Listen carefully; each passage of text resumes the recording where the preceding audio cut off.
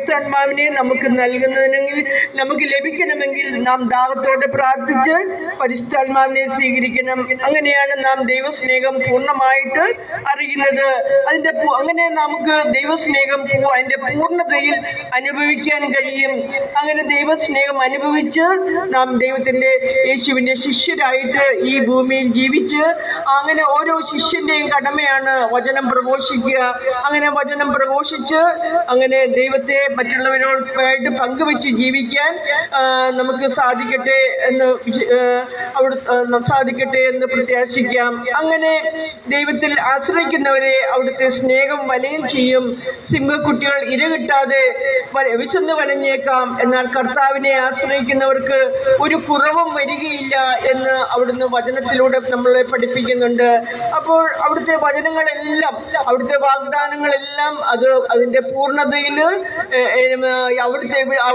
അവിടുത്തെ ആശ്രയിക്കുന്നവർക്ക് അറിയാവുന്ന കാര്യങ്ങളാണ്. അപ്പോൾ അവിടുത്തെ ആശ്രയിച്ച് അറിയാത്തവർ, ദൈവത്തെ യേശുക്രിസ്തുവിനെ കുറിച്ച് അറിയാത്തവർ അവിടുത്തെ വചനം വായിച്ച് പഠിച്ച് അതിനോട് യേശുവിനോട് ചേർന്ന് ജീവിക്കാൻ കഴിയട്ടെ എന്നും പ്രാർത്ഥിക്കുന്നു. നമുക്ക് ജീവിതത്തിൽ ദൈവത്തെ സ്തുതിക്കുന്നവർക്ക് നമുക്ക് ഒരു കാര്യത്തിനും പരാതി പറയേണ്ട ആവശ്യമില്ല. ദൈവം തരുന്ന കൃപ ഉണ്ടെങ്കിൽ നമുക്കെല്ലാം അനുഗ്രഹമായിട്ട് തീരും. അങ്ങനെ നമ്മളിലുള്ള ആന്തരിക മനുഷ്യൻ ശക്തിപ്പെട്ട് നാം ആന്തരികമായിട്ട് ഉയർന്ന ആത്മീയ മനുഷ്യരായിട്ട് ജീവിക്കാൻ നമുക്ക് കഴിയട്ടെ. ഭൗതിക മനുഷ്യൻ ഭൗതികമായിട്ടുള്ള കാര്യങ്ങൾ അന്വേഷിക്കുന്നു, എന്നാൽ ആത്മീയ മനുഷ്യനാകട്ടെ ആത്മീയ കാര്യങ്ങളിലാണ് ശ്രദ്ധിക്കുന്നത്. അപ്പോൾ ഭൗതികമായിട്ട് നമുക്ക് എന്തെങ്കിലും ഉണ്ടെങ്കിലും നാം ഇവിടുന്ന് ഈ ഭൂമിയിലെ ജീവിതം കഴിയുമ്പോൾ അതെല്ലാം നാം ഇവിടെ ഉപേക്ഷിച്ച് പോകേണ്ടതാണ്.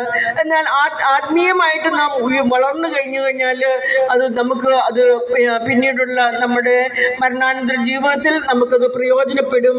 അങ്ങനെ നമുക്ക് പ്രാർത്ഥനയിലായിരിക്കാം, യേശുക്രിസ്തുവിനെ കുറിച്ച് മറ്റുള്ളവരെ അറിയിക്കാം.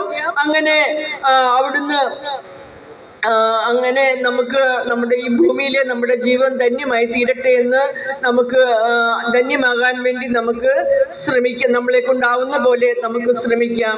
എല്ലാം ന്യായം നടത്തുന്നത് അത് ദൈവമാണ്. അപ്പോൾ നമുക്ക് അവിടുത്തെ ന്യായസന്നിധിയിൽ നമ്മൾ എത്തിച്ചേരുമ്പോൾ മരിച്ച് ഇവിടെ നിന്നും സ്വർഗത്തിൽ നമ്മുടെ മരണശേഷം നമ്മുടെ ന്യായാസനത്തിന് മുമ്പിൽ നമ്മൾ നിൽക്കേണ്ടി വരുമ്പോൾ അവിടുന്ന് നമ്മുടെ ജീവിതത്തിൽ വന്നുള്ള കുറവുകൾ വന്നിട്ടുണ്ടെങ്കിൽ ഇപ്പോൾ തന്നെ നമുക്ക് അതിനുള്ളൊരു അവസരമുണ്ട്. അതിനെല്ലാം ഓർത്ത് മനസ്തപിച്ച് പാപങ്ങളേറ്റ്